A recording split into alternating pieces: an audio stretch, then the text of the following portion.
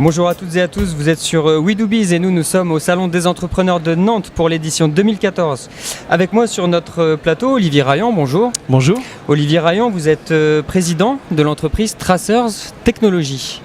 Oui. Alors il est question de code barre, mais code barre c'est une entreprise qui date de 2011, donc on est dans les codes barres intelligents. Voilà, c'est ça. Nous avons inventé un code barre intelligent pour le suivi et la traçabilité de la chaîne du froid. Notre unité de mesure étant la palette ou le colis, donc on surveille la température du colis ou de la palette pendant toute la durée de sa vie. Et on s'intéresse uniquement à ça, on ne s'intéresse pas à la température du frigo ou la température de la remorque, du contenant en fait, d'où est placé ce colis. On est vraiment sur les produits en tant que tels pour contrôler. Et alors à qui vous vendez ce service ? Alors, on vend ce service, on a plusieurs marchés, je dirais, des marchés assez de masse. On pense tous, dès qu'on parle de chaîne du froid, à l'agro. Mais il n'y a pas que l'agro, il y a beaucoup d'industries type aéronautique ou type voiture, électronique. On a aussi beaucoup de demandes dans la partie livraison du dernier kilomètre. Je vais vous donner deux exemples. La livraison à domicile, celui qui va jusqu'à chez vous, parfois il peut y avoir des problèmes.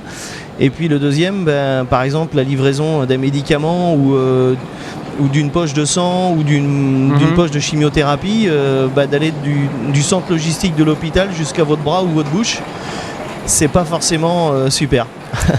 Alors Olivier Raillant, vous me disiez avant de démarrer l'interview qu'avant de créer cette entreprise-là, vous étiez salarié d'une autre entreprise. Oui. Qu'est-ce qui vous a incité à sauter le pas et à vous lancer dans cette aventure ? Alors en fait, l'idée générale ou l'idée générique de notre entreprise était de dire mais pourquoi on sait si bien tracer le contenant mais pas le contenu. Donc on a creusé, on a fait une étude de marché et puis à un moment donné vous vous passionnez par le projet, vous vous passionnez par la logistique du froid, vous vous passionnez par les gens que vous rencontrez.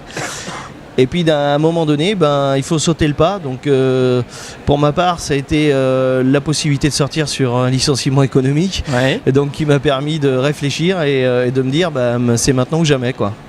Alors, vous avez lancé, je le disais en introduction, votre entreprise Tracers Technologies en 2011. Oui. Depuis 2011, quels sont, la vie d'un entrepreneur, c'est pas un long fleuve tranquille. Quels sont les moments difficiles que vous avez pu vivre ? Alors, moi, je dirais, il y a beaucoup de moments difficiles parce que vous partez d'une idée, vous n'avez aucun client, vous n'avez pas forcément également l'ensemble des marchés en tête quand vous démarrez.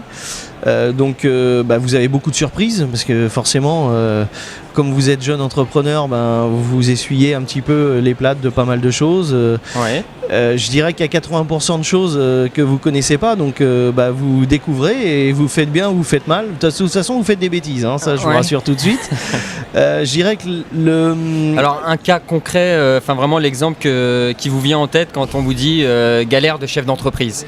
Le financement par exemple. Le financement, il y a beaucoup de plateformes, beaucoup d'interlocuteurs. Donc il faut choisir le bon interlocuteur, il faut choisir le bon réseau, il faut choisir la bonne banque également, parce que c'est une question d'homme.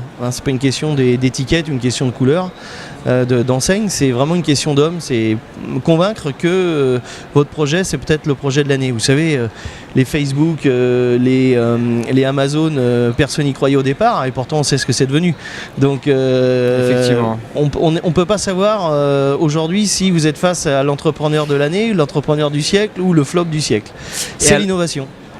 Et alors, quand on est face à une difficulté en tant que chef d'entreprise, comment est-ce qu'on fait pour rebondir ? Alors je dirais que le point central ou le point clé, en tout cas pour ma part, c'est la famille. C'est-à-dire que c'est un projet familial avec la personne avec qui vous vivez, avec vos enfants. Ça doit être un socle très solide parce qu'il y a vraiment des moments de doute. Et il y a aussi des moments pas très drôles sur des refus, sur des gens qui sont parfois maladroits à échanger avec vous. Donc le socle central c'est la famille. Après je dirais que le deuxième socle, moi j'ai eu la chance d'être lauréat du réseau Entreprendre Vendée avec un parrain qui était industriel. Donc l'innovation il connaissait un petit peu, mais comme moi je faisais pas du tout, donc ça a été des heures et des heures d'échange et d'accompagnement autour de mon projet, autour de moi, ce que je voulais faire également. Et puis j'ai eu de la chance aussi d'avoir un réseau assez étendu, assez étoffé, à la fois en France et à l'étranger, avec des gens qui m'ont conseillé bien entendu, mais qui m'ont aussi dit leur avis et sur la façon d'être et la façon de faire également. Et tout ça fait que l'association, chacun a mis sa petite brique à l'édifice, et puis ça a fait aujourd'hui ce qu'est devenu Tracer. Finalement, l'important c'est de bien s'entourer. Toujours. On peut pas tout faire tout seul, c'est pas possible. Eh bien écoutez, merci beaucoup Olivier Rayan d'avoir témoigné sur We Do Biz. Je rappelle que vous êtes dirigeant et fondateur de l'entreprise Tracers Technologies. Merci, puis à très bientôt.